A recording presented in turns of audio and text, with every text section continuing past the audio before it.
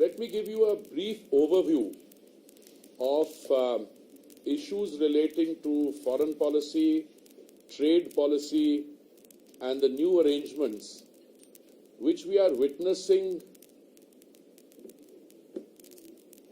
in terms of change in the last 9 years. Now, I have been a student all my life, and my professional life now, I think, goes back nearly 50 years. I joined the Foreign Service in 1974. So I have seen change take place from close quarters. And I also believe that when you are very close to something, you don't see the extent of change. Now, change has been taking place since 1947. Change has taken place between 1947 and 1974, when I had the privilege of joining as a civil servant. And change has taken place from there till 2014. But I can say with a degree of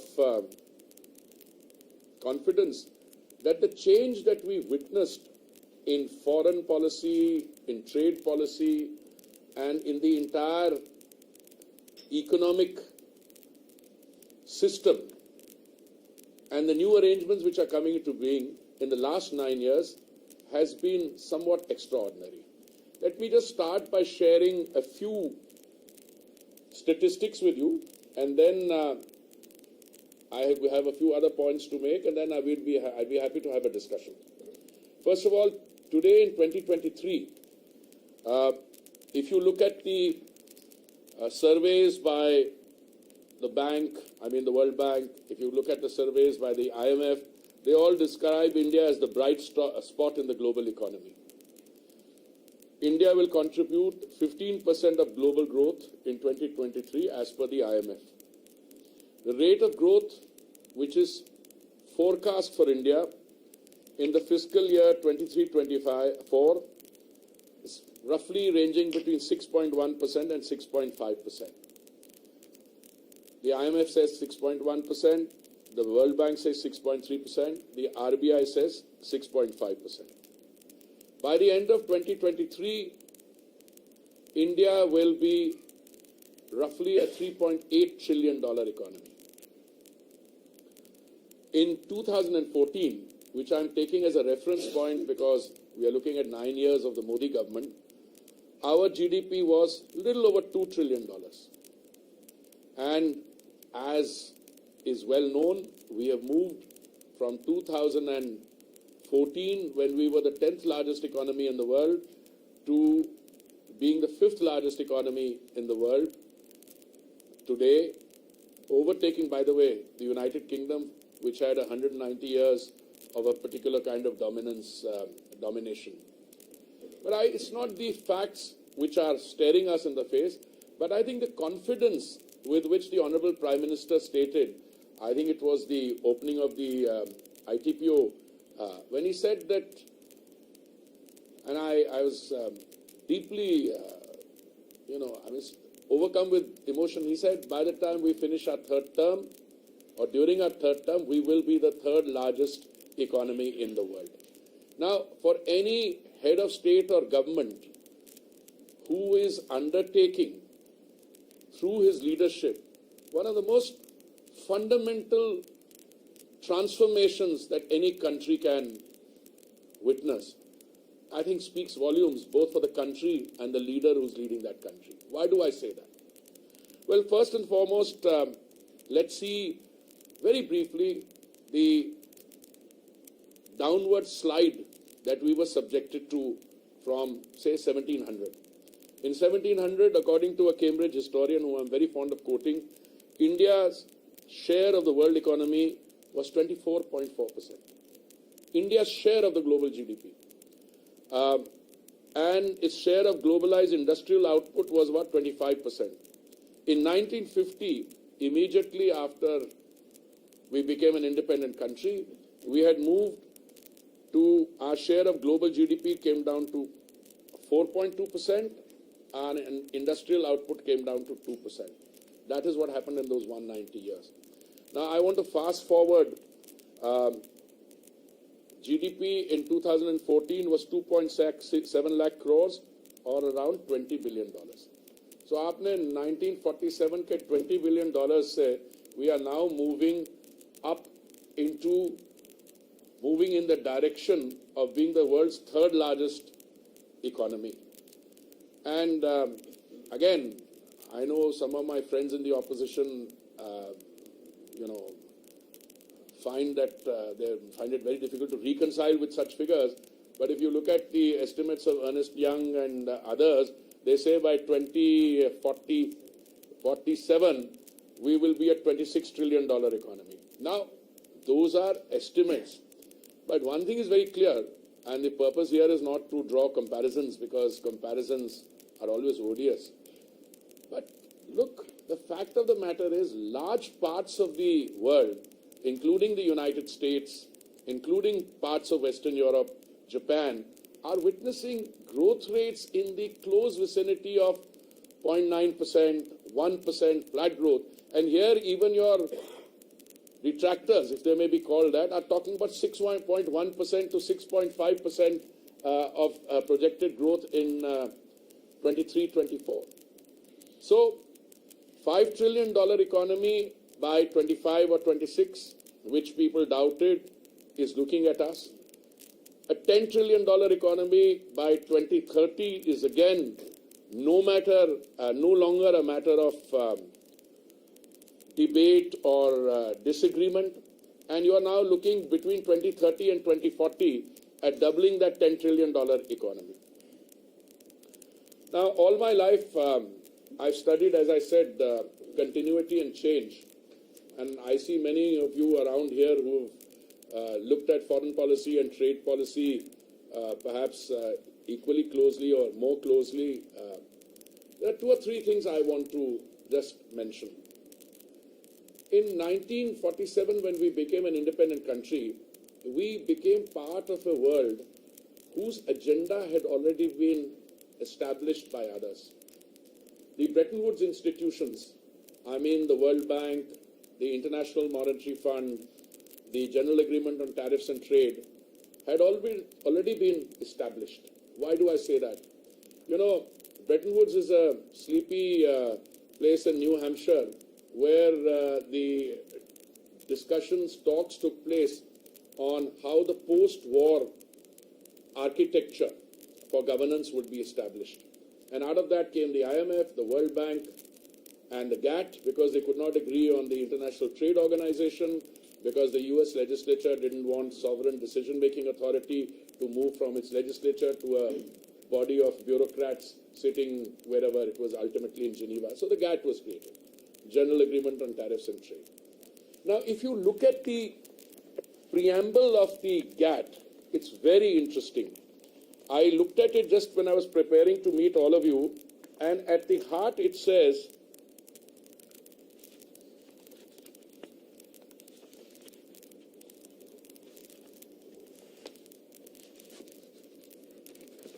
entering into, 1 minute, I remember it by heart, but I want to quote it correctly.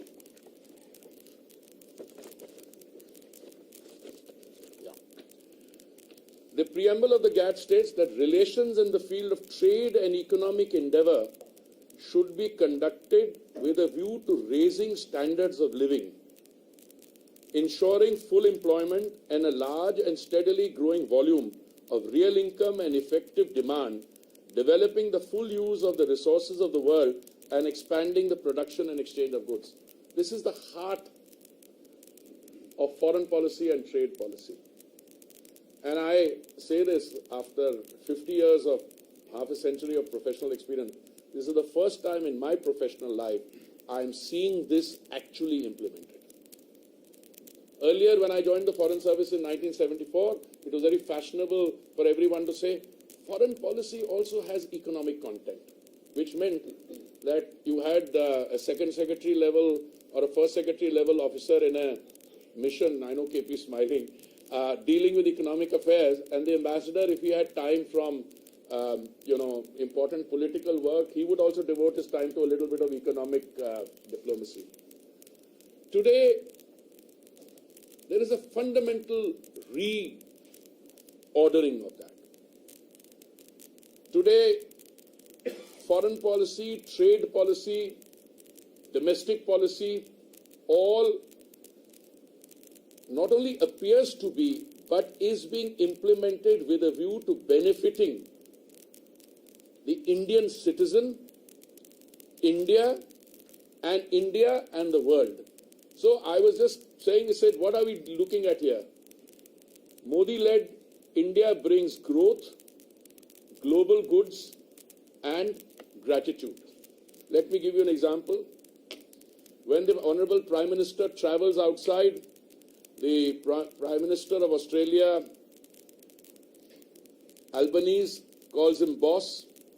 The kind of respect with which he is received in Papua New Guinea by their Prime Minister, the Swabhiman, Seva, Vaccine Maitri. You see, at the end of the day, no matter which way you look at it, a leader and a country led by a leader with broad shoulders, a tall leader, will be judged not how the country fares in normal times, but how a country responds to challenges. And I believe that the pandemic challenge was once in a lifetime kind of challenge. Because I was, as I keep saying, I was in Geneva and New York heading the Indian missions to the UN when we dealt with SARS, Ebola, H1N1. But the pandemic which we had to face in the beginning of 2020 was more like the Spanish flu of 1918, resulting in devastation of an unprecedented order. And look what happened. Let me talk about the vaccine and the health sector part of it. When the pandemic broke out, our health sector did not even have the basics like PPE kits, oxygen masks, etc. We not only revamped that, a domestic vaccine production capacity in the public sector which existed in the previous years was dismantled between 2010 and 14.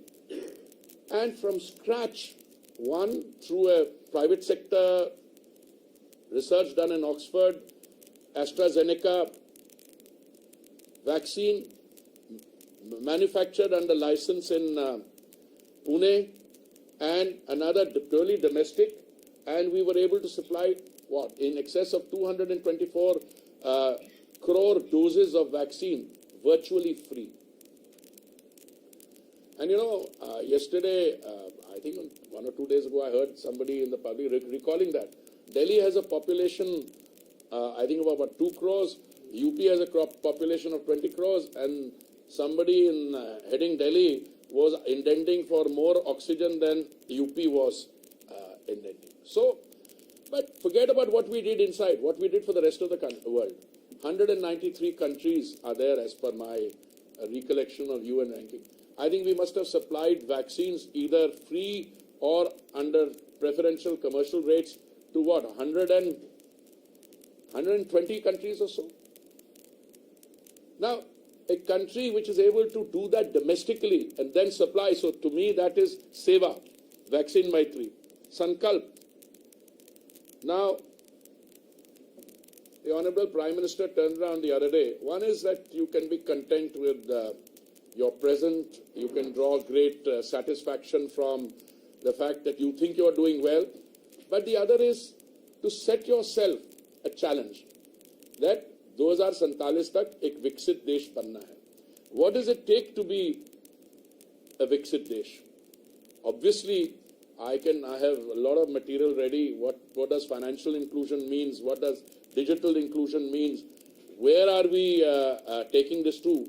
But today, I think no one is doubting the fact that well before 2047, we will have all the broad indices of a developed country. Now, I don't know about definitions, and I think definitions are often misleading, but you look at what the change in our domestic thing is. I can tell you, to be able to take the fruits of development to the most vulnerable sections of your society, I think that to me is the development part of it. And I was very happy to see some statistics the other day. And I'm very happy to honestly, admit to you that when the Millennium Development Goals were set up by the United Nations and which concluded in 2015, I used to say, as our ambassador in New York, that the MDGs will succeed largely because a large developing country was able to lift millions of people out of poverty. Another large developing country. I don't think they're so developing now, they're the world's second largest economy. But I can tell you, the Sustainable Development Goals or Agenda 2030 will succeed because India is succeeding. And I was very happy to see some indicators the other day when a report by Niti Aayog said that 135 million people exited multidimensional poverty between 2015-16 and 2019 and 21. This is the fastest decline in rural areas from 32.59% in 2015-16 to 19.28% in 2019-21. Reduction in urban areas from 8.65% to 5.27%. So if you can take people out of multidimensional poverty, they move into the middle class. When they move into the middle class, they are adding to an already large middle class base. When I have been saying for years that, India's success lies in the fact that you have a large domestic economy and the middle class and purchasing power. Now, I just go to a few. I can tell you about unemployment in India is below pre-pandemic levels, down from 7.2% in January 2020 to 6.5% in January 2023.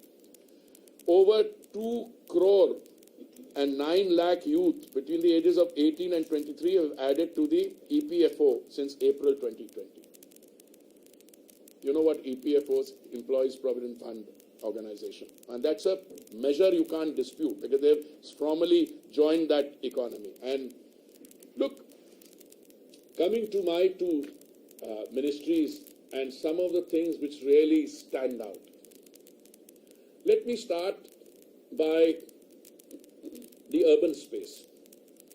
Between 2004 and 2014, the cumulative expenditure or spend on all urban schemes in which the government was a participant or government did some financing, in those 10 years was 1,57,000 crores in 10 years.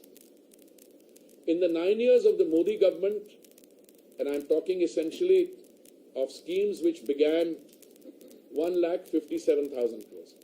If you talk about the 9 years of the Modi government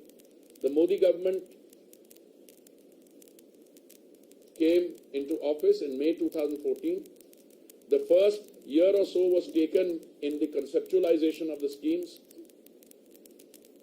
The schemes were all rolled out largely in June 2015.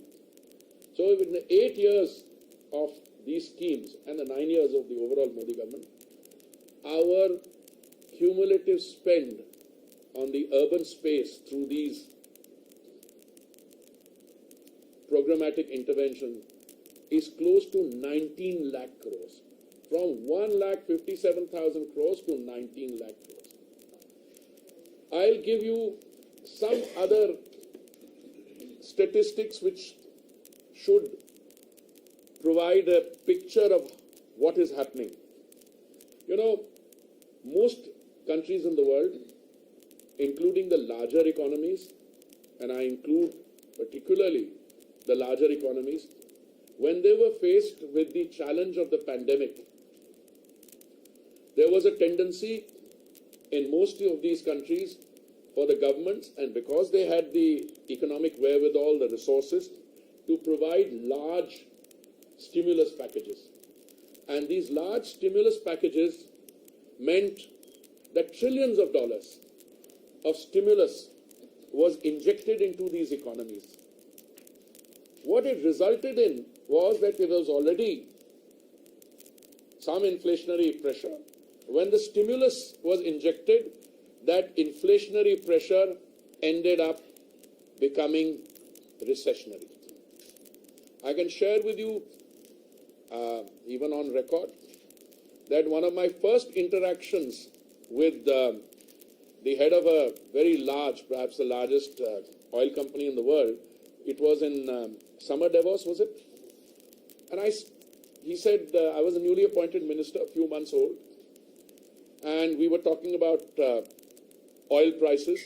The normal refrain from the producing countries is that, we don't determine prices.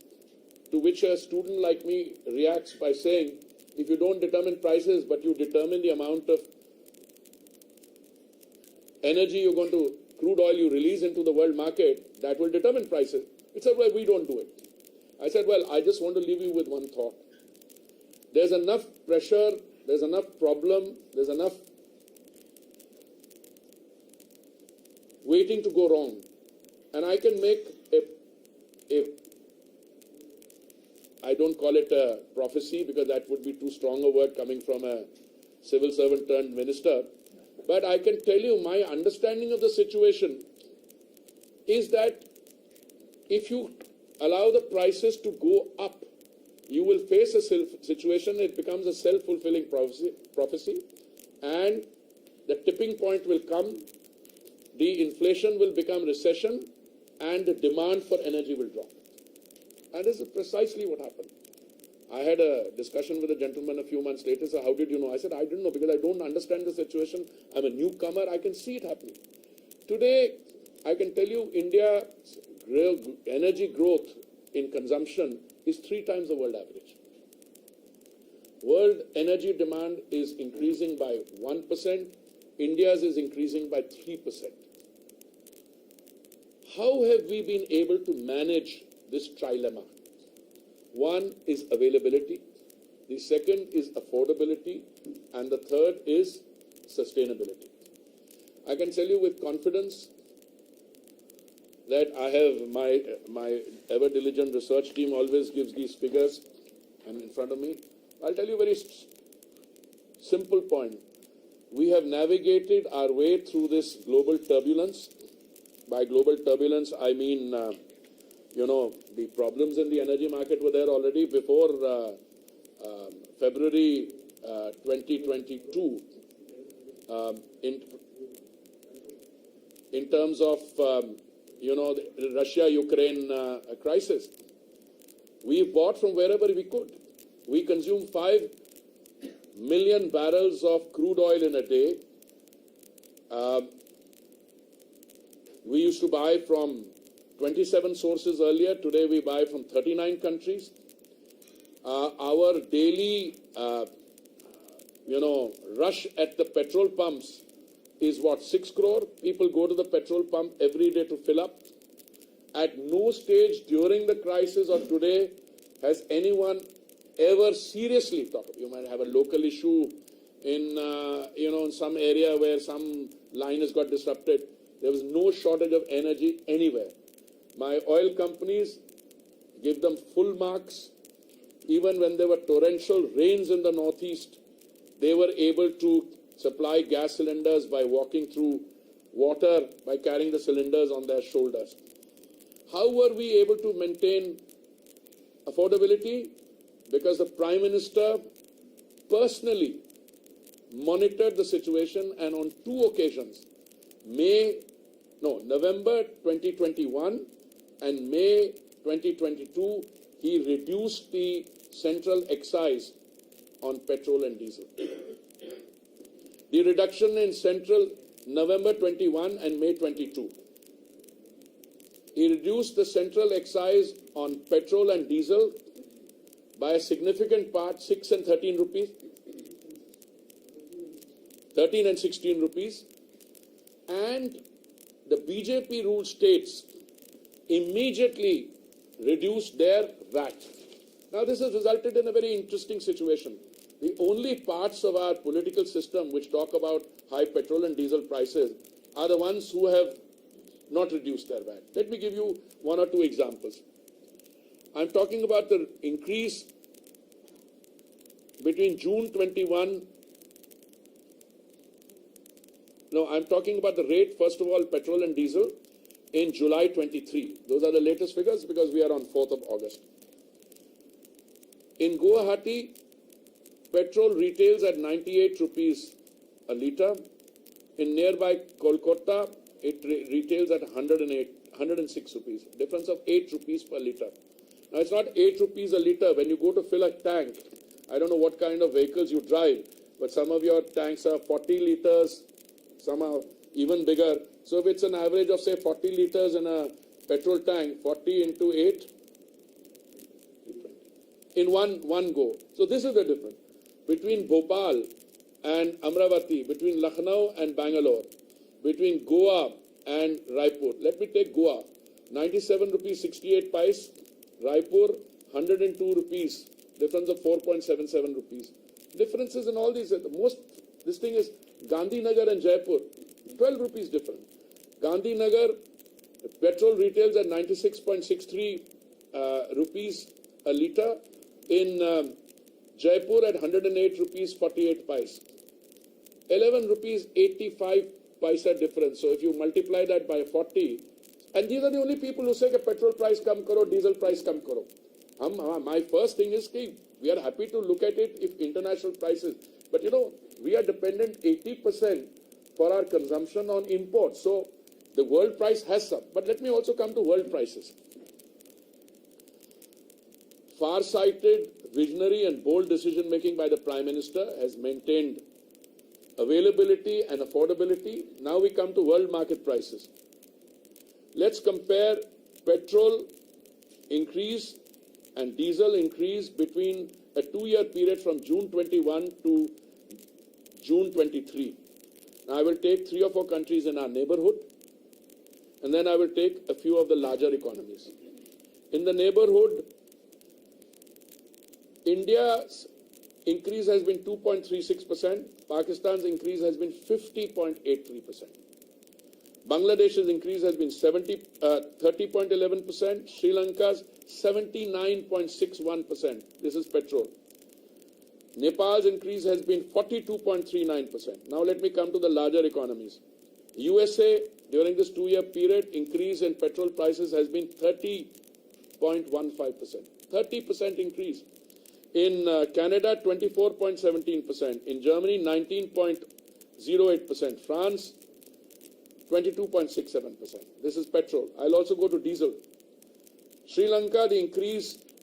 In India, the increase has been 4.97%. Sri Lanka, the increase has been 130.65%.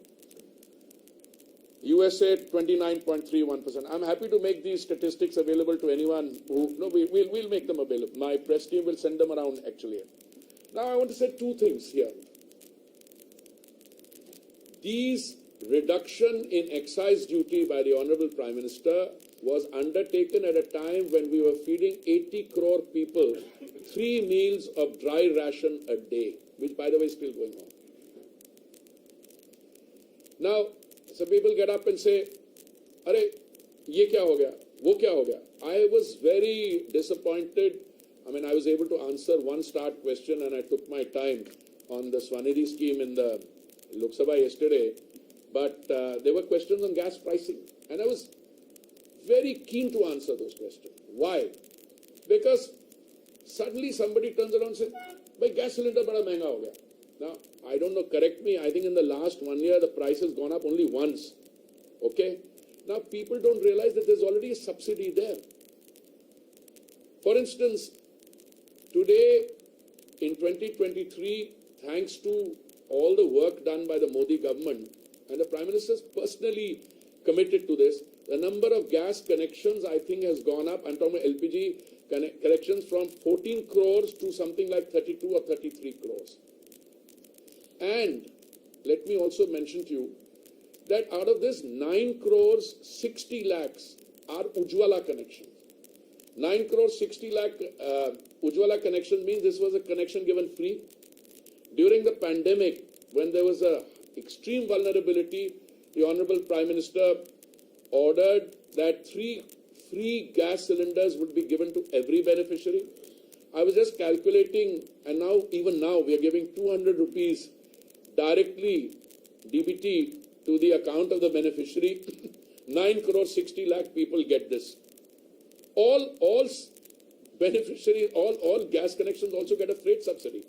For instance, since we are again dependent for a large percentage on imports, you calculate the cost at the point of arrival, importation, then you take the distance. Now, whatever the going price is, if you have to takes more to take the cylinder, let's say in an extreme, remote, hilly area, there is another freight subsidy there also. So we are giving, even now, subsidy worth about 10,000 crores or thereabouts. How do I calculate this? Just to give you a very small figure.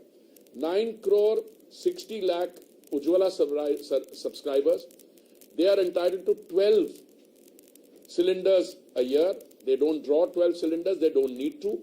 But the Ujjwala per capita consumption has gone up from 3 cylinders to 3.71. Let's say on an average 4. So you take 9 crore 60 lakhs into 4 into 200. Should come to about 7,500 or so, I mean, depending on what the precise figures are. Plus, you are adding another 1,000, 2,000 crores subsidy on freight. A question I am often asked, can't you bring the prices down? Look, we are import dependent.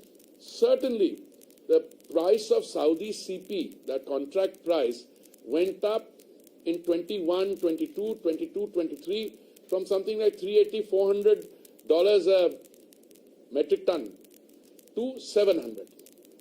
And when it went up, but we didn't let the price of the thing go on, we didn't pass it on. Our companies ended up incurring a loss of 28,000 crores. We reimbursed them up to 22,000 crores. But we are happy to do that as long as the consumer benefits, and that was the Prime Minister's thing. I talked about Samparn to make India, and I talked about Sankalp, Viksit Desh by 2047. Samparn committed to a healthy and fit world, yoga, millets. I hope you noticed that in that Punjabi meal there was a millet dish also. Okay. Suvidha, visa stamping. I mean, it used to be a nightmare earlier. Now issues are being resolved, including in the Honorable PM's recent visit. Suraksha, Operation Ganga, Operation Kaveri. I can't think of any other country in the world which deputed 4 cabinet ministers to bring back 25,000 Indian students stranded in Ukraine through 4 adjoining countries. I had the privilege of being. Samvad, Voice of the Global South. You know, India's hosted the Global South Summit, and even now, I think the Indian experience in any field, the health field, India's experience in the energy field.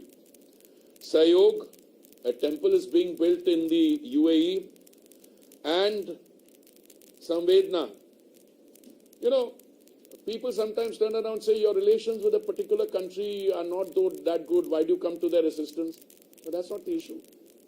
I think the humanitarian streak and the Prime Minister's policy. We are today a country which is capable of heavy lifting, and we showed that capacity for heavy lifting when an earthquake came in Turkey. You know, the Prime Minister was not, I think, in town. I think he was traveling. If I remember correctly, it was during the India Energy Week when the earthquake took place. And I remember wherever the Prime Minister was, somewhere outside Delhi, the instructions came before anyone. We were one of the first countries to send not just relief assistance, but sizable relief assistance, both in terms of helping at the local situation with, rescuing people, other relief supplies, etc. You know, I'm afraid I'm having to jump a little. Another thing which not many people realize, every government has good intentions. I have never taken the view that previous governments didn't have good intention. But you know, sometimes the way to, the way to hell is also paved with good intentions. You must have a vision for yourself, for your country, and your ability to take that forward. Let me give you, I joined the Foreign Service in 1974. One of my first assignments was, I was not even, I was a trainee. We'd come back after the foundation course. I was attached to the policy planning division with somebody I greatly admired, Mr. Damodaran, A.K. Damodaran. We used to call him Professor Damodaran, my friend Ramu's father. And I used to sit with the section there. I used to, I was assigned, I asked the Joint Secretary, he was Joint Secretary, I said, sir, what can I do? He said, educate yourself on what happened in the OIC summit in Rabat in 1969. This is 1974, it was a very tough one. What happened by the way, many of you are so young that you don't remember what happened in 1969, but I can remind for you, we faced scorn in the international arena because at the summit where we sent a representative, India was left red-faced with having been forced to leave the OIC summit at the insistence of Pakistan, despite having been invited. You know, ek to aap invite na kariye. But he went there and Pakistan said, now how are you allowing this country in? Look at that and look at today. Look at the maturity, the intensity of your interaction with the Islamic world. I mean, I like to cite this, you know, our relations with the UAE, what we've done on the trade front with the UAE, what we've done in terms of the India-UAE rupee settling agreement, our relations with with Saudi Arabia, our relations with Egypt, which is a traditional thing in the Islamic world. PM just went there on a highly successful visit. So, what used to happen then? But I'm not confined. I'm just giving you some anecdotes from my 50 years. So, whenever you face somebody like me, the old stories come out. But give you another example. I remember that when I was a young, director-level officer, the then Prime Minister, I think it was Shri Rajiv Gandhi, decided to establish at the 9th Non-Aligned Summit, which took place in Belgrade in 1989, it decided to establish a group called the Group of 15. What was this Group of 15? With the aim of cooperation amongst developing countries in the area of investment, trade and technology.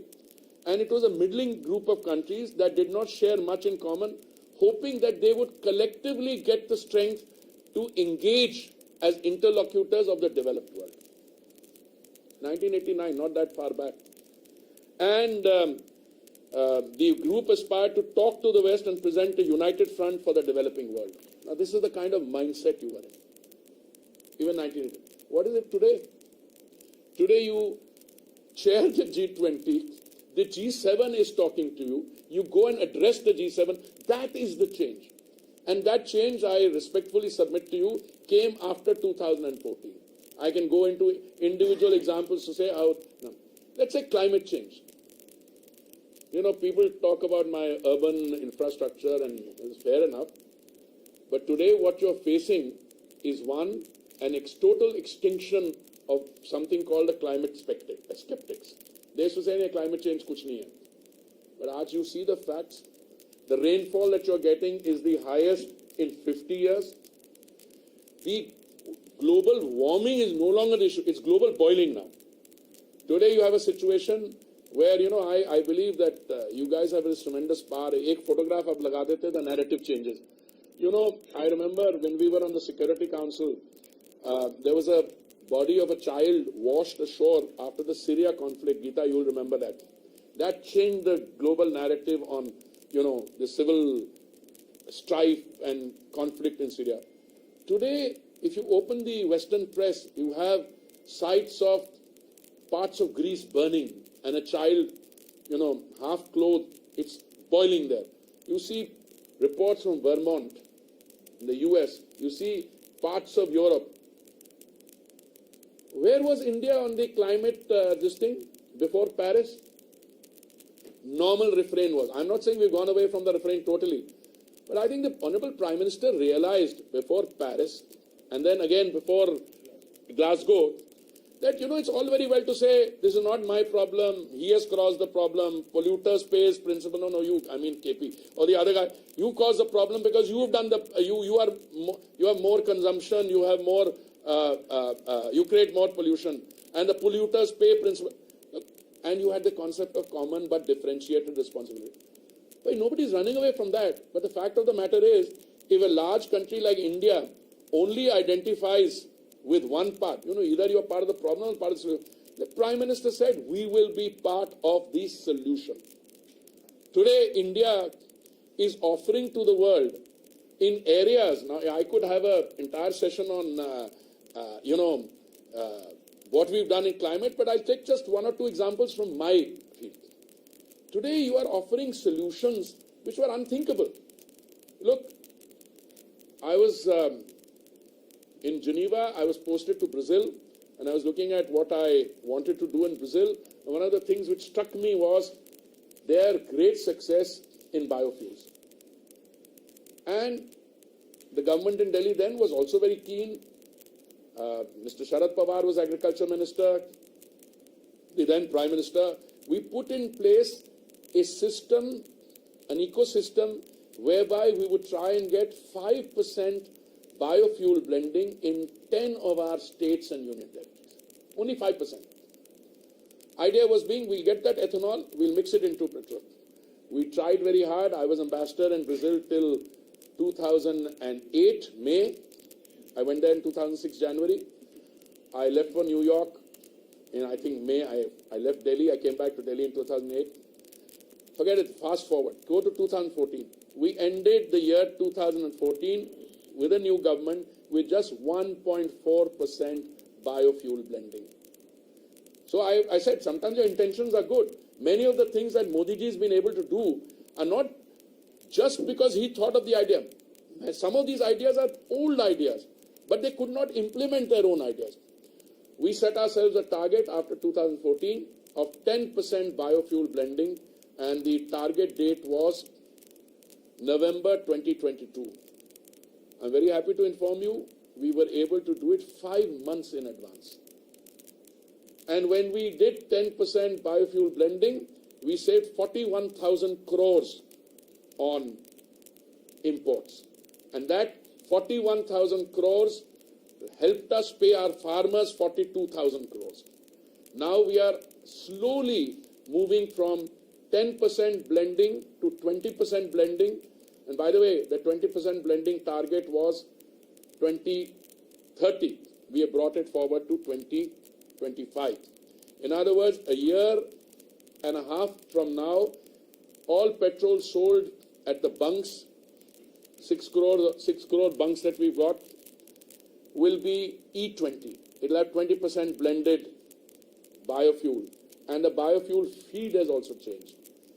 Earlier, it was made only sugarcane. Now we are making it from broken food grain. We have a 2G, second generation plant. I have to be worried about 2G. Yesterday there was some fun on that in Parliament.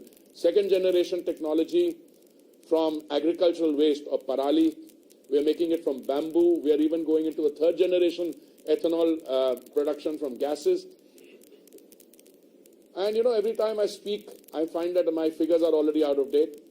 The other day, I said somewhere 1,000 retail outlets are selling E20. My secretary whispered, no, 1,350. I was going to use the 1,350 figure today. I was told it's 1,600. Basically, we are moving very fast to E20. The E20 or 20% blending is also a reflection of our mind. Why did we say 20%? Because someone said, and when you deal with hard economic decisions, there are people who have, I'm not shy of using the word, vested interest.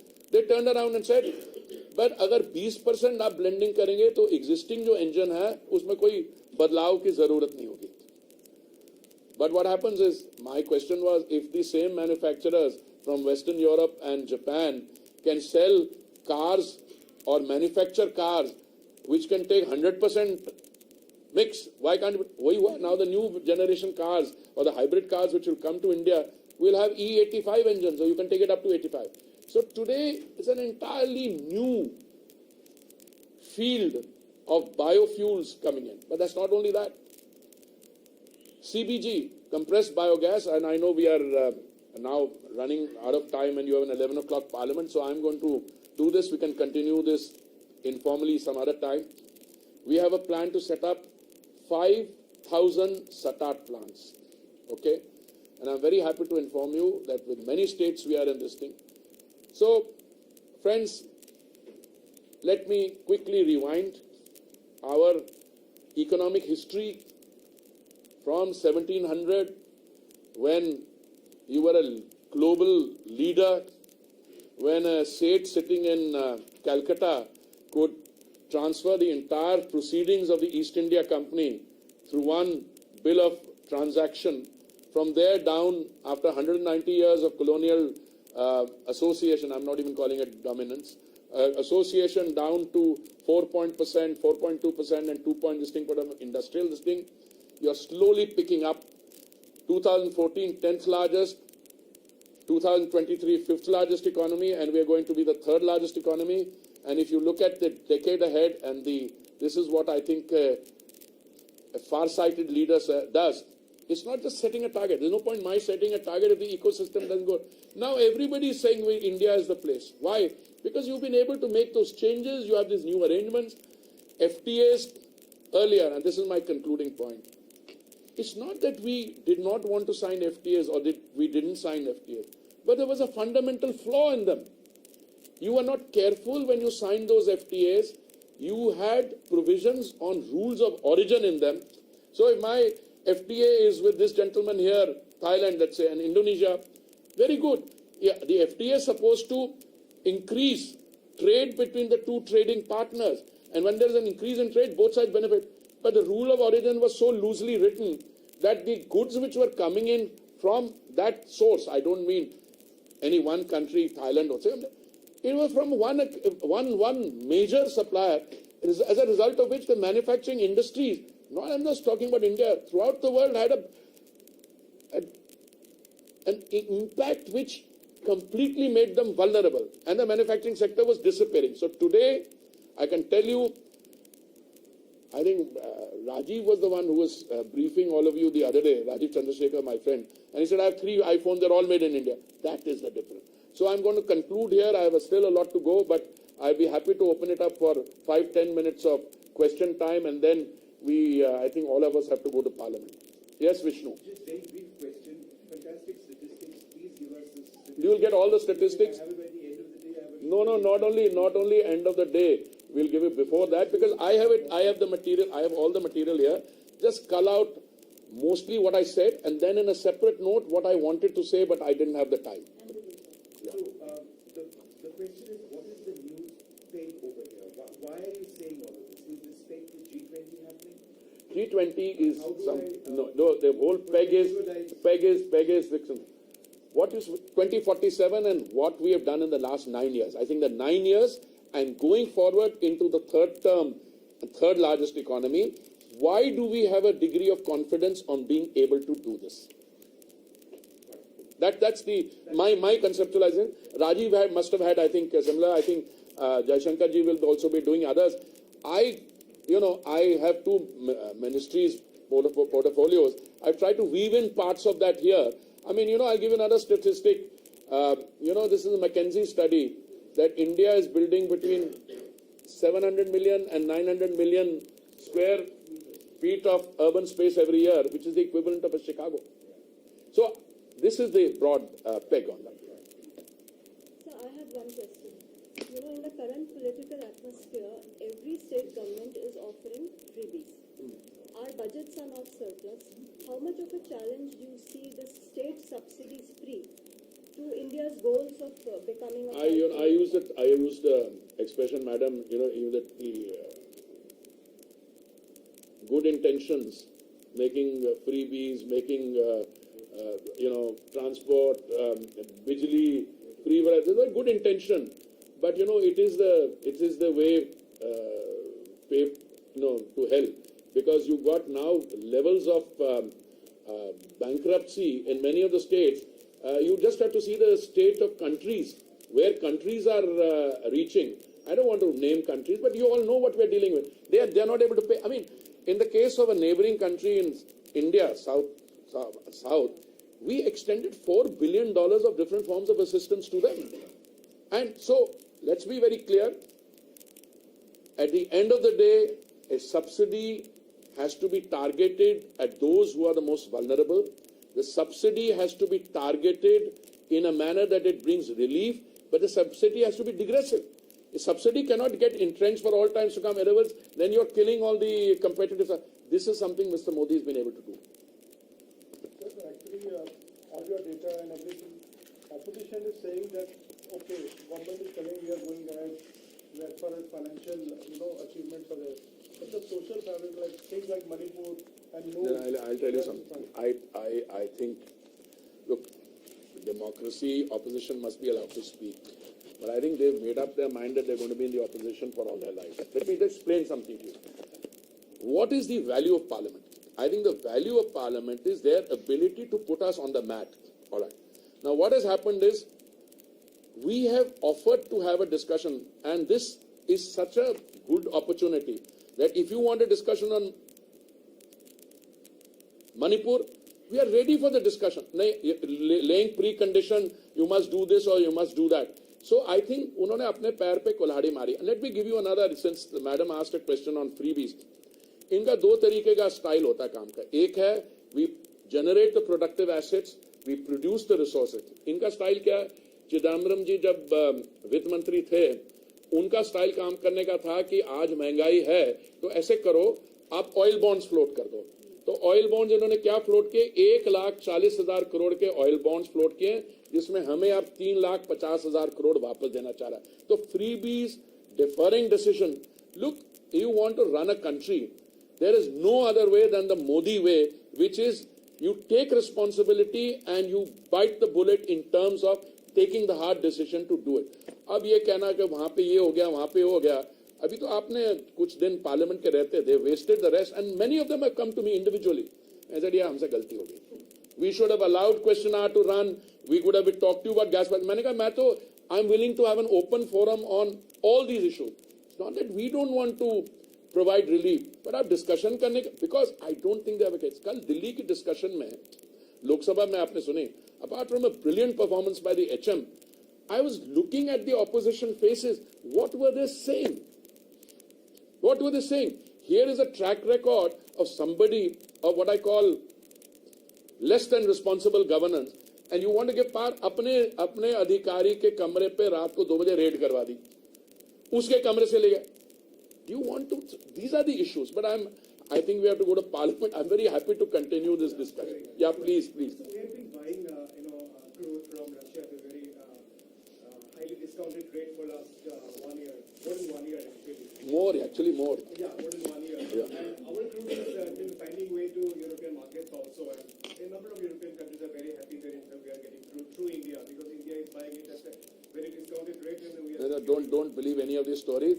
Ask them what they are buying from Russia. Is there any possibility of, in fact, petrol and diesel prices being brought down? No, I'm coming. I'd be very happy to have a longer discussion. It's like this. Total amount of petrol, crude oil. Let's start with crude. Total amount of crude oil produced as per statistics which are produced by OPEC was about 102 million barrels a day. They are cutting production. It's come down to about 97 million barrels a day. देखिए, at the end of the day, OPEC has to sell, Russia has to sell. वो जो बड़ी discounts की आप बात कर रहे थे, वो शुरू में बहुत अच्छे डिस्काउंट्स थे, फिर वो they started raising prices, we started diversifying. अभी वो डिस्काउंट्स उतने नहीं हैं, because but at the end of the day, please remember two things. Those who produce oil have to sell it. And if we are able to continue to play the market card, by market card means we all our people are together. Not all of them are in the OMCs. Some of them are in the private sector like Reliance and Nayara. Okay? So, all these things, it's not you buy from one and sell to the other. The other day I came up across the road, one large producer was buying from them, buying crude also, and then refining and said, this is small parts. We have a refining capacity today of something like 300 million metric tons per annum. We have a 252 now with installed 252 million metric tons per annum, another 40-50 in the pipeline. And I used to use the figure 400 million metric tons per annum. PM used the figure 450 million tons. आने वाले समय में India will be one of the world's largest producer, investment in E&P. We are already the 4th largest refining hub. and we are going to end up as the second largest refining hub.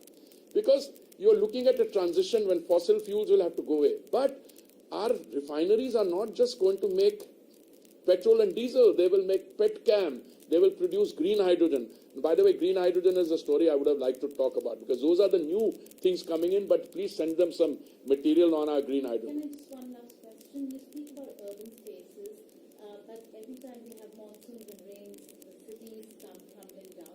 What's the kind of coordination with states and ensuring? I'm very happy you asked that. I'm very happy. Infrastructure, and are you confident of a successful G20 should there be rains? No, don't worry about any of those things. First of all, all these issues are state subjects.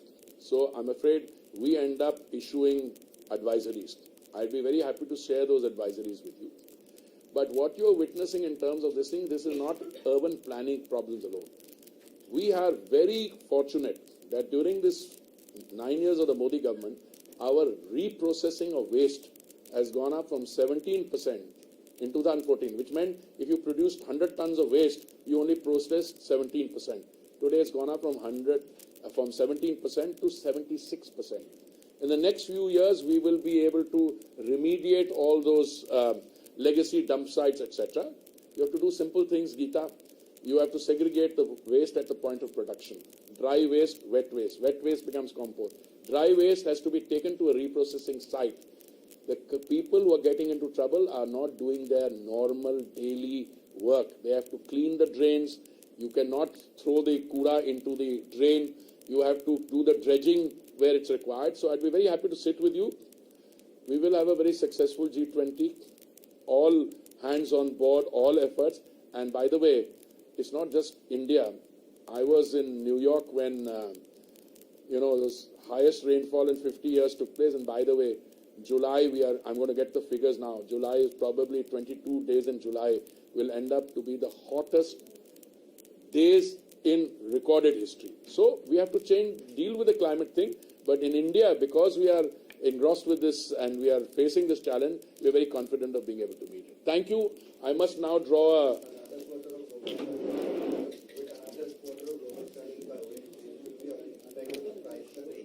Price?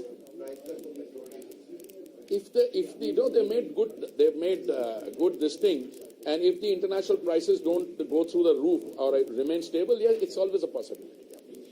Yeah. I'm very cautious in answering, as you see. So did you say the road to state subsidy is paved to hell? No, if you the road to hell is paved with good intention. है? आ जाना यार. Sorry. अरे उसको कहाँ गया?